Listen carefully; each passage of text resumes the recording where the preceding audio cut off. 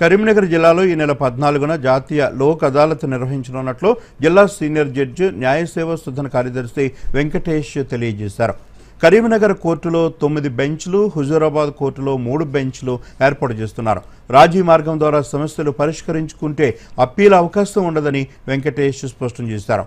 ఇప్పటి వరకు 3947 కేసులను గుర్తించి సంబంధిత వ్యక్తులకు సమాచారం అందించారు. న్యాయ సంబంధిత సమస్యలు ఉన్నవారు ఈ లోక్ అదాలత్ను సద్వినియోగం చేసుకోవాలని వెంకటేష్ సూచించారు. జాతీయ న్యాయ సేవకర సంస్థ న్యూఢిల్లీ వారు, అదేవిధంగా తెలంగాణ రాష్ట్ర న్యాయ సేవకర సంస్థ హైదరాబాద్ వారి ఆదేశానుసారము ఈ నెల 14న కరీంనగర్ కోర్టు పరిధిలో, అదేవిధంగా హుజూరాబాద్ కోర్టు పరిధిలో జాతీయ లోక్ అదాలత్ నిర్వహించడం జరుగుతుంది. దానికి సంబంధించి కరీంనగర్ కోర్టు పరిధిలో 9 లోక్ అదాలత్ బెంచెస్, అదేవిధంగా హుజూరాబాద్లో 3 లోక్ అదాలత్ బెంచ్లు ఏర్పాటు చేశాము.